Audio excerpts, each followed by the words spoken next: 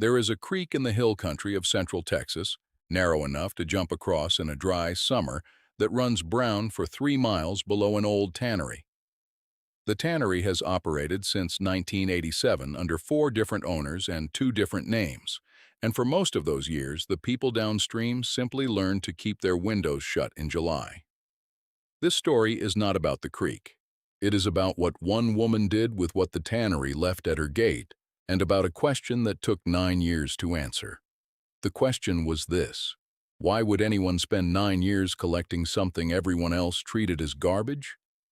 The answer, when it came, smelled like lanolin and rawhide, and tasted, if you happened to be a dog, like the best thing the world had ever produced. Her name is not important to the lesson, but it matters to the telling, so we will use it. Marvella Doss was 51 years old in the spring of 2009 when the first load arrived. She had lived on the same 12 acres east of the tannery for 22 years, long enough to know the smell of the creek in every season and to recognize the tannery's schedule by sound as surely as a church bell. She raised 4 dogs at the time, all working cattle dogs, animals built from sinew and compulsion. She was a widow. Her husband had worked in pipe welding and had died of a lung complication in 2006, leaving her the property clear of any mortgage, a small insurance settlement of $48,000 that she had put entirely into a certificate of deposit, and a shelf of notebooks in his careful slanted print.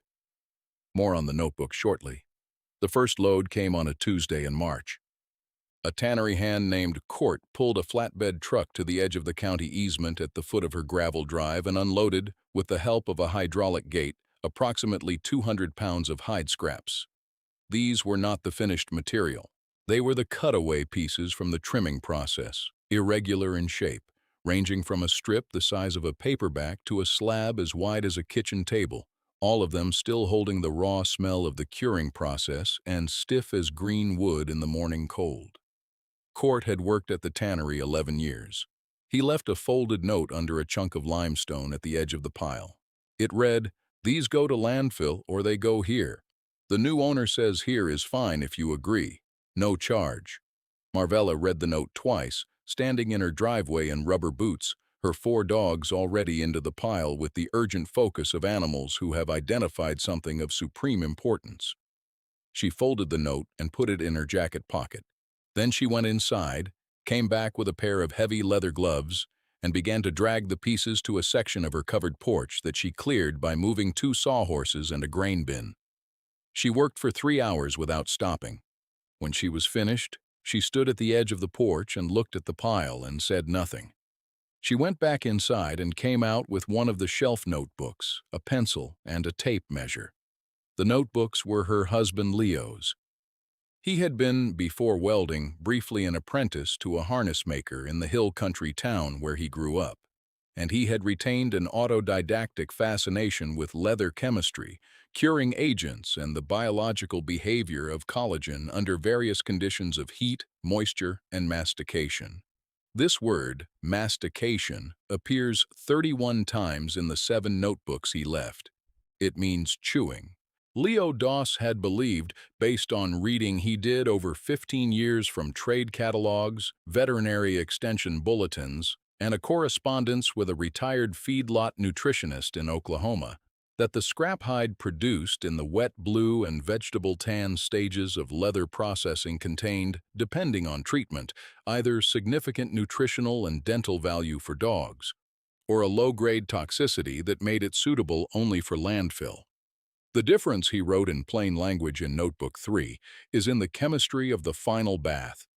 Chromium salt-tanned leather is for landfill. Vegetable tanned leather, meaning leather processed using tannins derived from plant sources, is food. The tannery east of Marvella's property had converted from chromium salt processing to full vegetable tanning in 2006, the same year Leo died, under pressure from a regional water authority that had grown tired of the creek running brown. Leo never knew.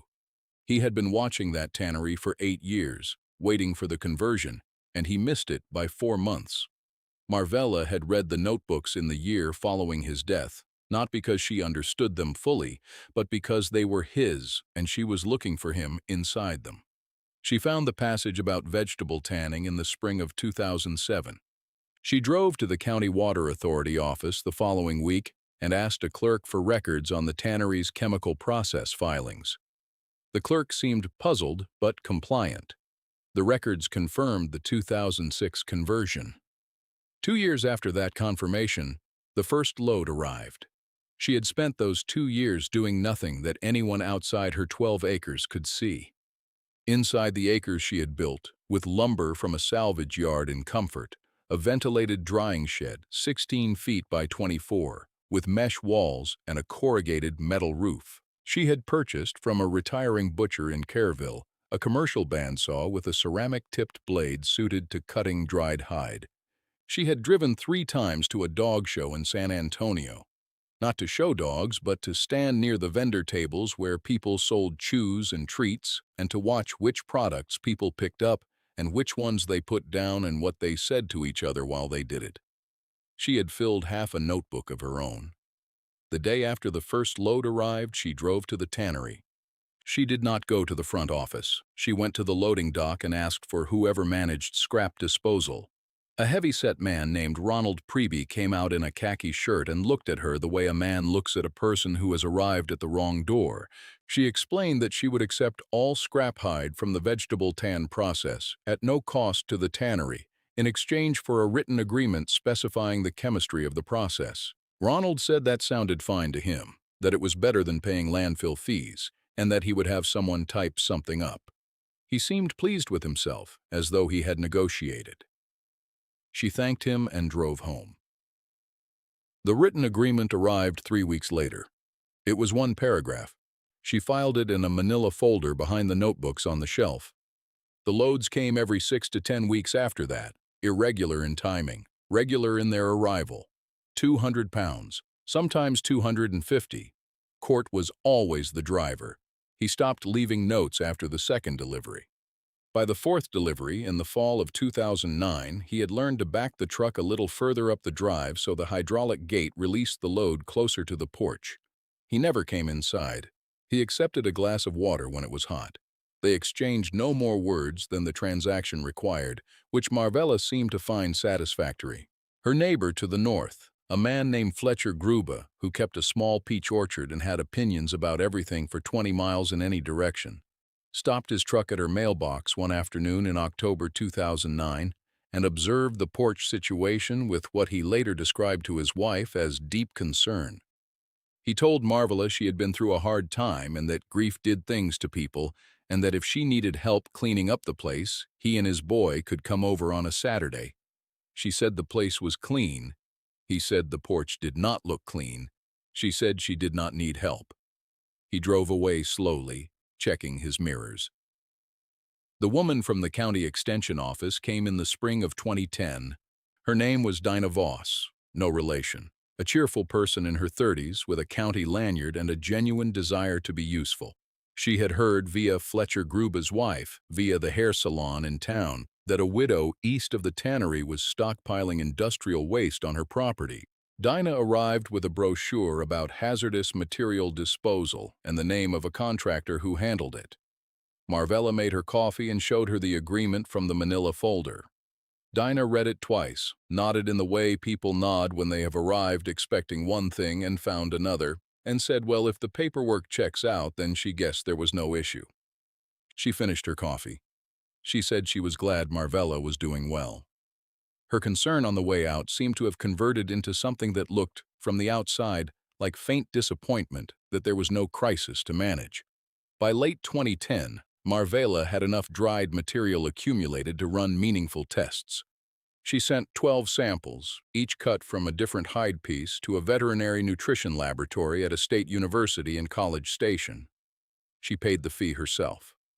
The analysis came back in 6 weeks.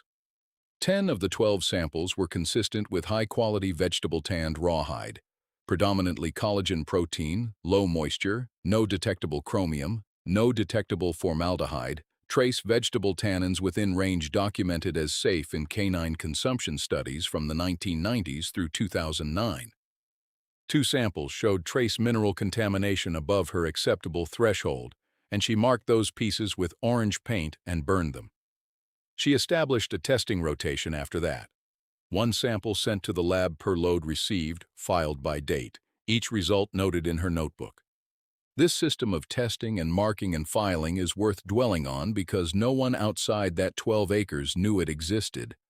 What people saw if they drove slowly past on the county road in the years between 2010 and 2014 was a woman feeding her dog strips of brown leather on her porch, while a pile of scrap hide aged under a corrugated roof. The interpretation was not generous. Fletcher Gruba told someone that the Doss widow had lost her way. The tannery's new general manager, a man named Boyd Culpepper who had arrived from a corporate office in Phoenix in 2013 and who wore pressed shirts to the loading dock, stopped his own truck at her mailbox one afternoon in April of that year with a printed letter.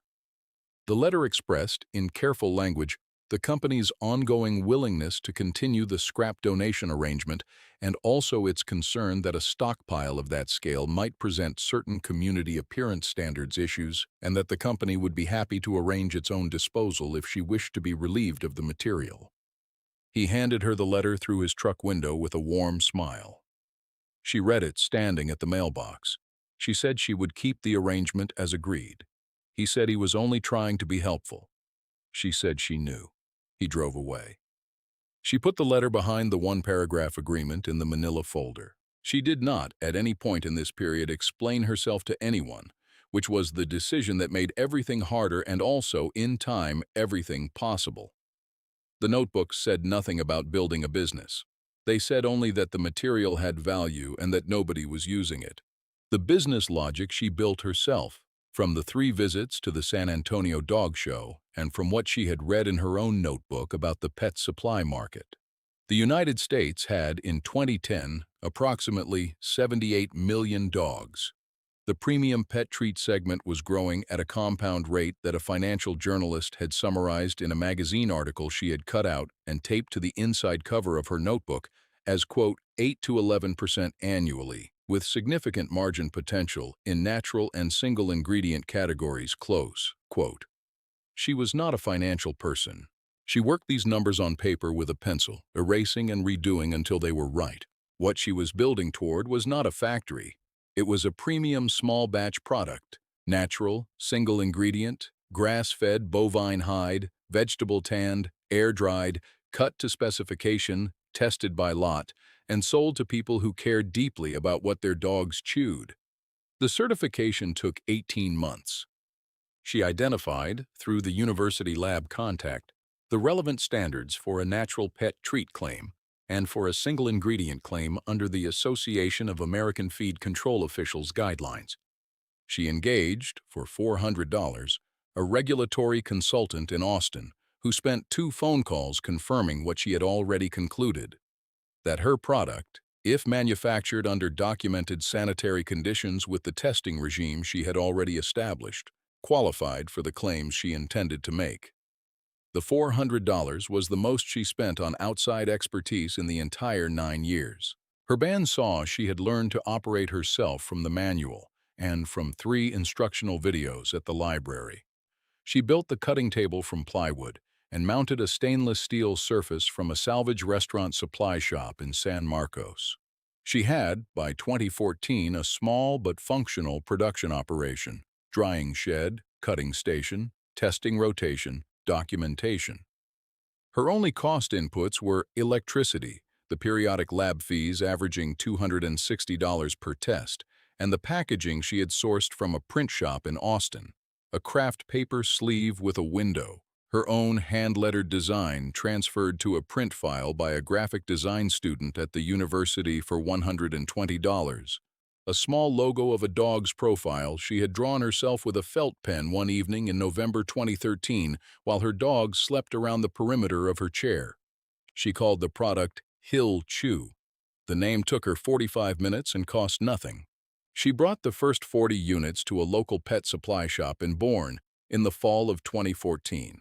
The owner was a woman named Patricia who had stocked her shelves with a careful loyalty to regional and natural products for 11 years. Patricia picked up a unit, looked at the ingredient panel, which read bovine hide and nothing else, and said how much. Marvella said $9 retail, $5.50 wholesale. Patricia ordered 24 units on consignment and said she would reorder based on movement. The 24 units sold in 11 days. Patricia reordered 48. By the following spring, she had placed Hill Chew on the counter rack nearest the register, which was, in the vocabulary of retail, the most trusted position in the store. That spring, a man named Oscar Trevino stopped at the Bourne shop during a drive from San Antonio to Fredericksburg. He had 2 Labrador retrievers in his truck and a habit of picking up one regional treat item per road trip for what he described on his blog. A blog about traveling with dogs that had at the time around 14,000 subscribers as the field test. He field tested Hill Chew. He posted about it on a Thursday. By the following Monday, Marvella had received 63 emails, 6 of which were from small pet supply shops in 4 states, and 2 of which were from a natural pet product distributor in Nashville whose name she recognized from a trade catalog she had read in 2011. She was 60 years old. She had $41,000 in the certificate of deposit, the initial $48,000 having grown modestly over the years at certificate rates, and she had used none of the principal. She had the 12 acres, clear. She had the 1-paragraph agreement, the manila folder, and 9 years of test records in a binder she kept on the same shelf as Leo's notebooks. She wrote back to all 63 emails by hand, in a template she composed herself in one sitting. The conversation with the Nashville distributor took 4 phone calls. Their opening offer was a distribution agreement that would give them 70% of the wholesale margin. She said no. They came to 58. She said 45. They said 52 and she said 48 and they said done. She signed nothing for 3 weeks while the regulatory consultant in Austin reviewed the distribution agreement for $200. The consultant said the agreement was standard and acceptable. She signed it in March 2016 and sent back the paperwork by certified mail. The first year of national distribution produced revenues of $61,000. The second year produced $88,000. In the third year, 2018, a pet trade publication ran a 4-paragraph item about Hill Chew under the headline Single Ingredient Trends Driving Boutique Growth, and the fourth year produced revenues of $144,000. The fifth year, the one that matters most to the number in the title of this story, produced $230,000 in gross revenue against costs of approximately $62,000, which included for the first time 1 part-time hired employee. She was not wealthy in any spectacular sense. She was solvent, purposeful, and entirely her own. Boyd Culpepper called in the summer of 2019. Not the Tannery's general manager by then, but a vice president of operations at the parent company in Phoenix. He had heard about Hill Chew from someone at the distribution company. He was pleasant on the phone in the way that corporate people are trained to be pleasant, which is a different thing from warmth. He said the company was proud to have been part of Marvella's success, and that he wanted to explore whether there might be a more formal partnership arrangement, possibly involving a supply agreement with pricing terms that reflected the company's ongoing contribution to her business model. She let him finish. She said the current arrangement suited her. He said he understood, but that the company was also in the process of reviewing its community donation programs, and he wanted to make sure she had advance notice of any changes. She said she appreciated the notice. She said she had the 1-paragraph agreement on file. He said he was aware of the agreement. There was a pause. He said he hoped they could stay in conversation. She said she hoped the same and thanked him for calling. She hung up and set the phone on the counter and stood for a moment in the quiet of the cutting room. Then she went back to work. The agreement held. Boyd Culpepper called once more in 2020 and not again after that. The tannery continued to deliver, Court having retired and been replaced by a younger driver named Marcus, who quickly learned, without being told, to back the truck up the drive and release the load near the porch. It is worth saying plainly what she did with the money. She did not move. She did not renovate the house beyond replacing the roof in 2017, which needed doing regardless. She used a portion of the year 2 revenues to fund, through a local veterinary clinic, a reduced-cost dental care program for working and ranch dogs in the surrounding 4 counties, which the clinic administered and she endowed at $5,000 per year, renewed annually. This is not a detail most people know. She did not announce it. The clinic director mentioned it once in a newsletter that went to 240 people. She took on, in the spring of 2021, an apprentice of sorts, not a formal arrangement. A 24-year-old woman named Suki Renard, who had been working at the Bourne Pet Shop and who had, Patricia said, been asking careful questions about Hill Chu for 2 years with the focused patience of someone doing research rather than making conversation. Marvella said, "Send her out." Suki drove to the 12 acres on a Saturday with a notebook under her arm. Marvella showed her the drying shed, the cutting station, the testing binder, the manila folder, and Leo's notebooks. They worked side by side for 6 hours, cutting and sorting and recording, and Marvella explained the testing rotation in full. Before Suki left, she asked one question: "Why did you wait 9 years before selling anything?" Marvella was quiet for a moment. Then she said, "Because the material has to be ready and so do you." Suki wrote it in her notebook. She came back the following Saturday. Fletcher Gruby stopped at the mailbox again in the fall of 2021, 12 years after he had expressed his concern about the porch. He had aged considerably, as people do who spend a lot of time outdoors and a lot of time being certain. He sat in his truck for a moment after rolling down the window and looked at the shed and the neat gravel and the sign near the driveway that said Hill Chu in plain letters. He said he guessed he had not understood what she was doing back when. She said no. She guessed he hadn't. He asked if she was doing well. She said well enough. He nodded for a while.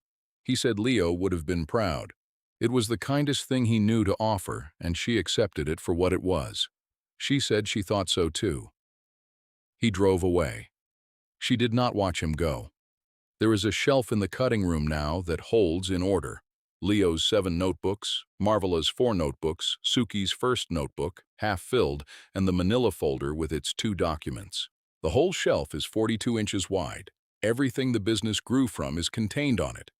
The testing binder lives on the counter below. A new volume started each January. There is a dog bed in the corner of the cutting room, currently occupied by a cattle dog of indeterminate age named Vessel, who was there for most of the important decisions, and who has never expressed a single doubt about the enterprise. The refrain that runs through Leo's notebooks, stated first as a kind of personal reminder, and then with more certainty as the entries progress, is simple enough to put on a porch rail if anyone ever wanted to.